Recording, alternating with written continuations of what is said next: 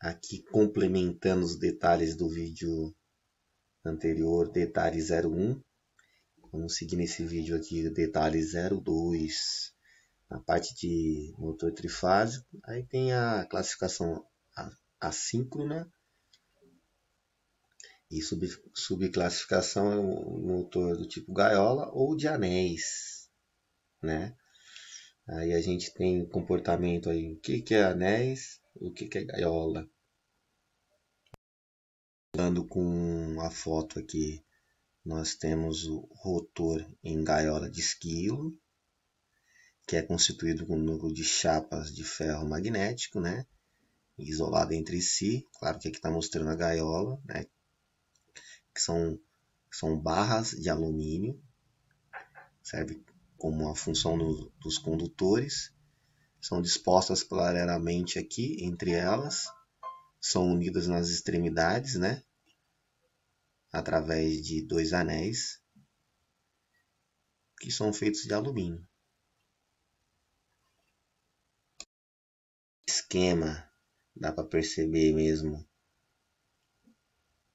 o material com chapas de ferro magnéticos, né? Vai compor aí com uma gaiola de esquilo em alumínio e a parte do eixo. Aqui dá para observar já o estator do motor da gaiola de esquilo. Acompanha aqui as bobinas no seu interior. São dispostas, claro, simetricamente. E daí esse número de enrolamentos é igual ao número de fases da máquina. Posso aqui afirmar aos senhores. Daí nós temos aqui o detalhe, né? O desenho do estator. E aí complementa aqui, não está presente as bobinas, mas podemos ter a visão na imagem anterior. E nesse passo, o rotor mais o estator que está envolvendo, né, esse rotor, junto com o eixo. Daí vem um motor do tipo indução, o gaiola de esquilo, né? Tem vários fatores aí que é mais utilizado na indústria, né? Baixo custo, a construção dele já considerada robusta, tem uma característica de baixa inércia, então você consegue deslocar aí, sair do repouso. Pela própria construção, o eixo vai atingir suas velocidades aí facilmente. Tem a ausência de contatos móveis entre a parte rotor e estator. Menor relação entre peso e potência. Se tem um motor com forte potência e não é tão grande. Tem fácil uso, né, fora da velocidade nominal aí estabelecida na placa do motor. Vamos de ver aí um motor trifásico, assíncrono, do tipo gaiola de esquilo. Podemos falar um pouquinho agora do tipo anéis. Pelo próprio nome, os anéis são dispostos, né? São 3 anéis no eixo da máquina, possibilitando aqui os contatos, né? Com o circuito externo, né? De reostatos, um conjunto de resistências, possibilitando aí uma função de evitar trancos na partida desse motor. Um pouquinho falando aí do rotor, o que é composto, né? O enrolamento dele com as bobinas, né? Conhecido também motores de anéis, motores bobinados, rotor bobinado, né? Onde existe o conjunto de bobinas no rotor. O núcleo dele, né? Que é um núcleo de ferro magnético. E na parte traseira existem os mancais, os rolamentos, como também na parte frontal, e mais o ventilador tem a função de resfriamento, ventilação propriamente dito, né? Que podemos observar, né, no detalhe, né, o rotor bobinado com seus anéis, né? Isso é muito interessante, que aí você tem, né, características de ajuste, né, através, né, do uso de resistências, né, como eu comentei, né? Você pode incluir ou não esses resistores externos, utilizados aí em vários tipos de acionamentos que existe necessidade em sistemas de elevada inércia, nos casos que tem um conjugado resistente em baixa rotação, comparando aí com o conjugado nominal. Esses motores podem apresentar corrente de aceleração reduzida, aplicado aí, por exemplo, em elevação, né? Transporte de carga, elevação de carga, ou até mesmo na indústria papeleira.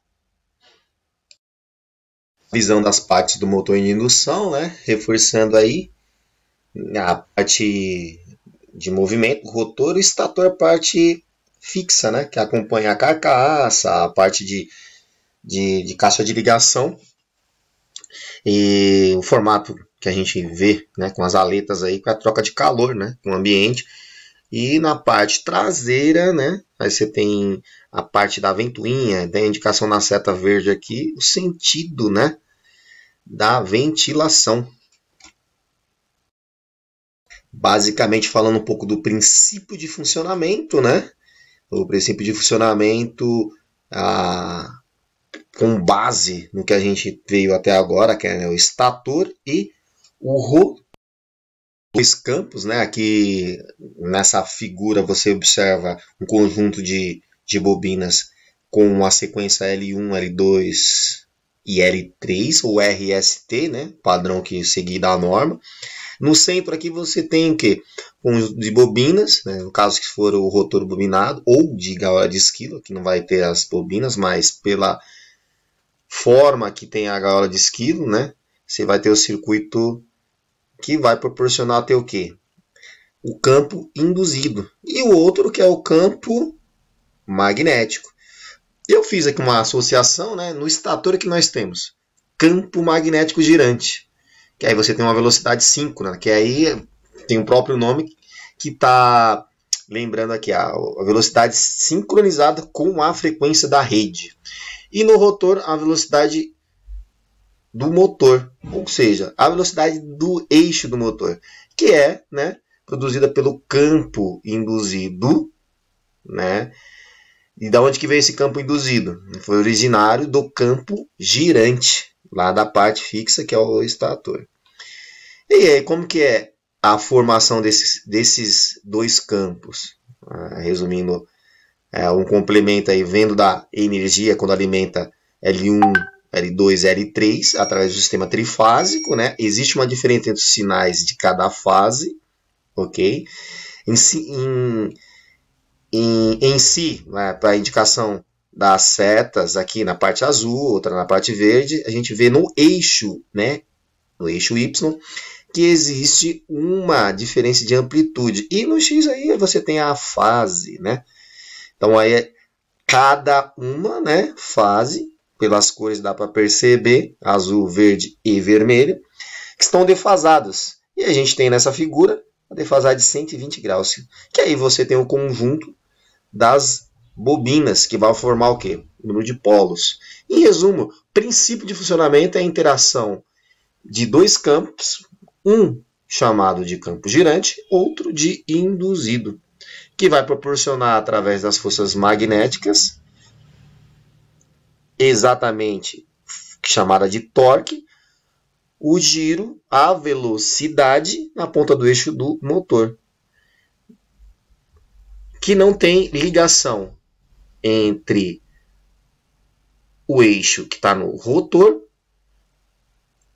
e o estator, que é a parte de fixação. Essa é a diferença entre aí o motor CC, que aí você tem uma outra construção e tem ligações elétricas e mecânicas entre ambas as partes. Aqui, eletricamente não tem ligação, a não ser, como a gente observou, na parte da visão das partes do motor de indução, você tem aqui para apoiar o eixo através de rolamentos na parte traseira e frontal. Basicamente o princípio de funcionamento. Conclusão, interação de dois campos que vai gerar força, torque da máquina e velocidade. Seguimos com os estudos. Forte abraço para vocês.